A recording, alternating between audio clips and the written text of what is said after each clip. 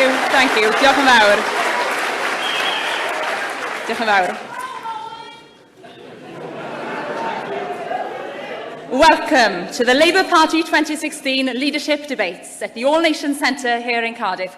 Croeso I Gaerdydd ac i ddadleuon arweinyddol y Blaid Lafur 2016. Over the coming weeks, Labour members and supporters will choose their leader for the party, and I'm pleased to say that the two candidates in this leadership race will go head-to-head for the first time here in Wales and in Cardiff this evening. Dyma'r cam cyntaf heno, felly y tro cyntaf fydd y ddau ymgeisydd yn mynd benben mewn dadl fyw yn yr ymgyrch I ddewis arweinydd nesaf llafur. Croeso, welcome, Jeremy Corbyn and Owen Smith. Tonight's debate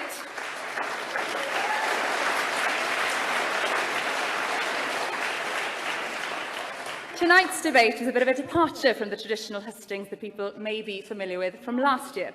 Firstly, we are being live streamed, which means Labour members across the country, whether they're part of our audience here or not, are able to watch and debate and hear what the candidates have to say. And this time, the candidates are going to be able to directly debate their positions, which I'm sure will lead to a lively and engaging discussion and help the audience here and at home to understand a bit more about the positions being staked out by each of the two candidates. Edrych ymlaen at y drafodaeth felly. My name's Catherine Jones, I'm a journalist with ITV Cymru Wales, but tonight I have the task of being the independent chair and moderator here this evening. But before we begin, I just want to quickly set out how this event will run. Backstage, just a short while ago, Jeremy Corbyn and Owen Smith drew lots to determine the order in which they would take questions. Over the past week and a half, members and supporters of the Labour Party have been sending in their questions online. There were indeed a significant number of questions, so we'll try and get through as many of them tonight as possible and try and get a broad range to reflect that selection. I'll be putting your questions to each candidate in turn and give them 40 seconds each to give their initial answers before opening it up for debate between the two candidates. To close the debate this evening, I'll invite each candidate in turn to give a final 2-minute pitch on why they are the best candidate for the job of leading the Labour Party. Felly, dyna'r drefn am heno. That's the order for this evening. But just before we kick off, a couple of pieces of housekeeping, naturally with these things. If we can ask the audience, please, to refrain from prolonged applause or making comments out of turn. It'll help us maximise on the questions and the debating time here this evening. Also, there's more information about the upcoming debates and a form to submit any questions for those debates online at labour.org.uk/debates. And now, without further ado, let's get on with the debate for the 2016 Labour leadership election. Jeremy Corbyn, Owen Smith, welcome, croeso, and I hope you're fired up and ready for the round of questions and debates we're going to have this evening. So, to open the debate tonight, the first question, or indeed request, comes from David Appleyard, a member from Sowerbury Bridge. And Owen Smith will ask you to open this, depending on the lots we pulled beforehand. David Appleyard, Sowerbury Bridge, asks, can you convince me that you are the person that Theresa May would least like to face at the next general election? You have 40 seconds. Well, yes, I think I can. I think I'm the person who's got the ideas in this debate. I think I'm the person who's got the energy in this debate. And I think I see very clearly that we've not been what we need to be in recent months, which is a powerful, credible opposition to the Tory party. They're riding roughshod over us. We've left Europe. We've got an NHS that is practically bankrupt. They're destroying Labour's legacy, ruining our sure start, overcrowding our schools. And we've got to carry the fight to the Tories much more vigorously than we've done in recent months. And I demonstrated in the way in which I fought the tax credits issue and turned it, in the way in which I fought the cuts to disabled people. I know how to fight these Tories, and I know how to win. Thank you very much.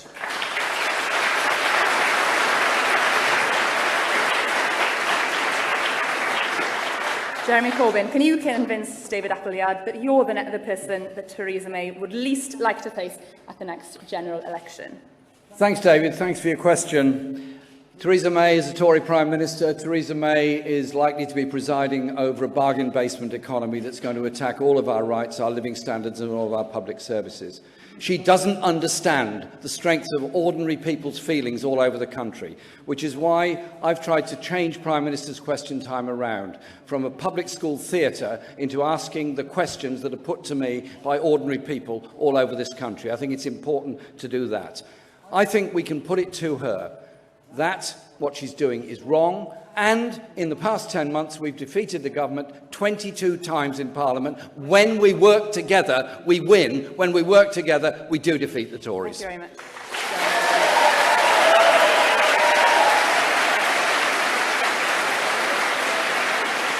I'll open it up to debate. Owen Smith, do you want to respond to that? Well, I think the problem with that, Jeremy, is we're not defeating the Tories. We've had a few victories. We've done relatively well on a few occasions, but we're behind. We're behind. You just pick up the papers today. We're 14 percentage points behind the Tories under Theresa May. 2 million Labour voters think they would prefer Theresa May to Jeremy Corbyn as the Prime Minister of this country. Now, that has got to be a wake-up call for us all.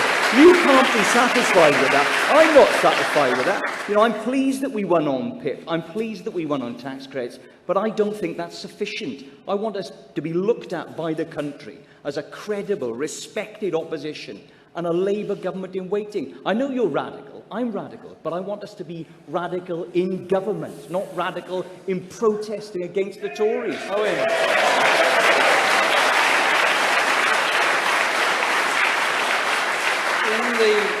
In the 10 months since the last leadership election, we have defeated the Tories many times, and you and I worked together to ensure that that happened, and I was very happy to do that.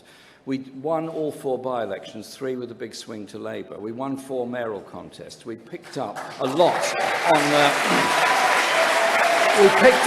of support over the general election of 2015, and so I think as an opposition we've done very well.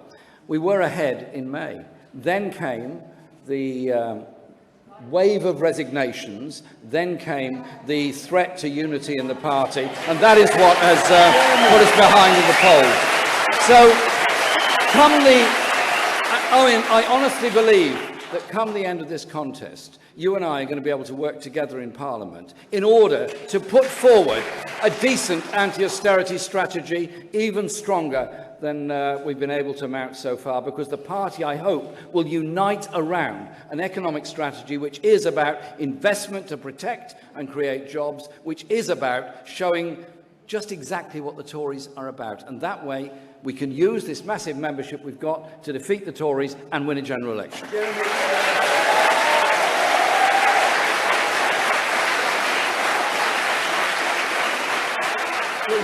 We agree that we need a united Labour Party. We absolutely need that, because disunited parties lose elections. But we have never looked more disunited than we've looked under your leadership. We've never looked more disunited.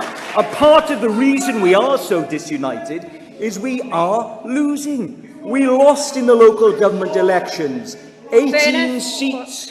The Tories at the same point in the cycle won 300 seats. Ed Miliband at this point in the cycle was 9 percentage points ahead. We're 14 points behind. UKIP here in Wales won 7 seats. It's a disgrace. We've got UKIP in our National Assembly here in Wales on your watch, on our watch. We're 3rd in Scotland behind the Tories. This is not success, Jeremy. And on current trajectory, we will be down at 22% at the next election in 2020 under your leadership. Now, you cannot want that, because you want a Labour government. You want to put into practice our principles. You don't just want to protest about it, I hope. You want to actually deliver something for this country. And for me, that means winning. It doesn't mean trading our principles. It means winning to put them into practice. That's what we've got to do with a Labour government in waiting, not a protest movement. Right, I want to invite Jeremy Corbyn to respond to that, please. You've got 5. You and I were at the same shadow cabinet table when we agreed on the strategy we were going to do in the House. We agreed on where we were going to take it to the Tories, and we had a significant number of victories.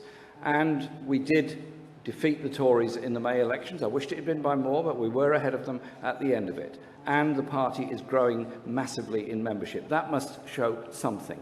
What I don't understand is how you can complain about disunity in the party when you and others are the ones who resigned from the shadow cabinet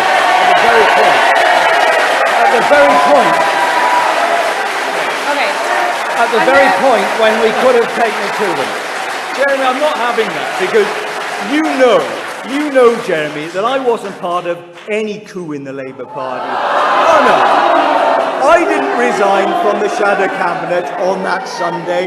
Can you please, we want to hear from the candidates, I and in went fairness to to see you, those. Jeremy, and you know that I came to see you to say, not can I resign, but to say, how do we get out of this problem? You knew that we had a no confidence vote in you coming that evening. You knew that many of my colleagues who didn't ring me and ask me to resign had resigned on that Sunday. Now, I went to Jeremy and I said very clearly, Jeremy, how are we going to get out of this? I've served in your shadow cabinet with loyalty. I've helped you win those victories on PIP and tax credits. But you've got to do something to save the Labour Party, because at the moment, we face the prospect of an historic split in the Labour Party. And Jeremy, you couldn't answer that question. You didn't have an answer as to how we were going to forge better relations in the party. You simply said, let's have an election. You simply said, I've got a big mandate. Now, John McDonnell, he was very clearly happy to split this party. He said as much in that meeting. And I'm not standing by and see the Labour Party split while I've got the blood in my veins to fight for it. I'm just not doing it.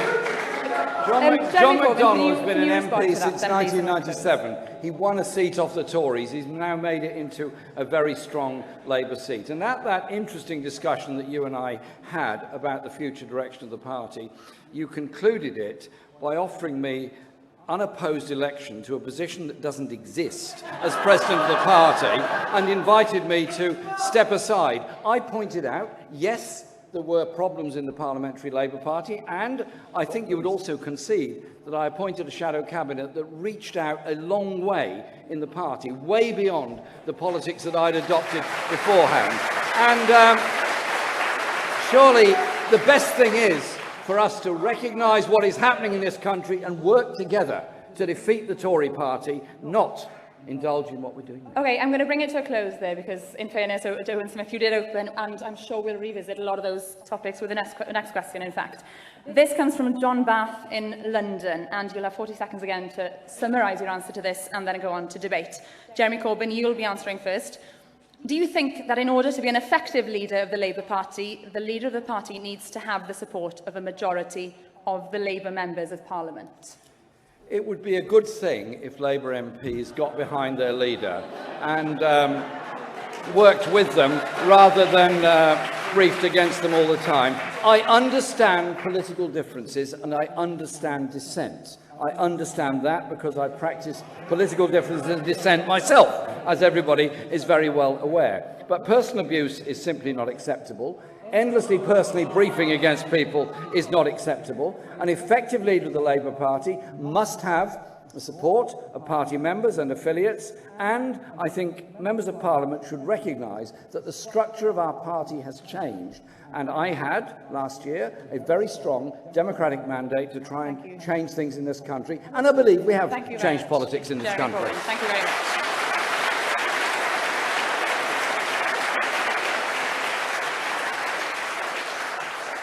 Owen Smith, the same again to you. Do you want me to repeat the question? Or you? No, that's fine. Look, the leader of the Labour Party has an historic duty to hold together a coalition in the party. We've always been a coalition with different views from left and right. And it is the principal job of the leader to forge a powerful alliance in the party, in the country, and at Westminster. It's always been the case. It was the case in the 1940s. It was the case in the 1960s. It's the case still today. And Jeremy, I'm afraid, has not been able to hold us together in Westminster. We are a fractured, splintered party. And the only people who will benefit from that are the Tories. The only people who will benefit from that is the radical right in this country. Okay, and I say to Jeremy, it is dereliction of duty of all of us not to heal these rifts and not to unite and save this party. Thank you very much. You can come back to debate that. Jeremy Corbyn, how do you propose to be an effective opposition if you don't have the majority support of the Parliamentary Labour Party?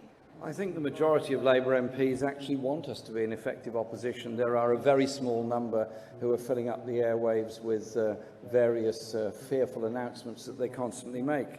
I want us to put a party together that does take it to the Tories. I reach out to all members of the Parliamentary Party.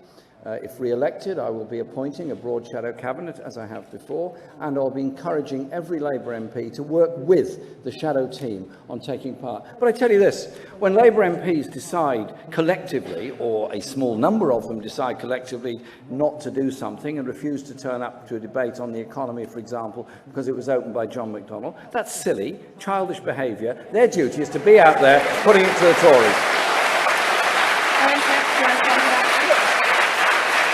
I agree with Jeremy that some of my colleagues have never been reconciled to Jeremy's leadership. I agree with him, and I think some people have behaved appallingly in the Parliamentary Labour Party. But Jeremy, 172 Labour MPs voted no confidence in your leadership. Now, they're not red Tories.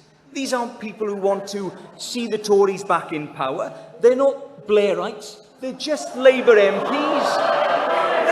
They're just Labour MPs, Jeremy. And this sort of abuse, this sort of assumption that just because they're not confident in you as our leader, they're anti-Labour, they're red Tories, it cannot be allowed to continue. We can't have this sort of ugly dialogue in the Labour Party. We are fighting like ferrets in a sack.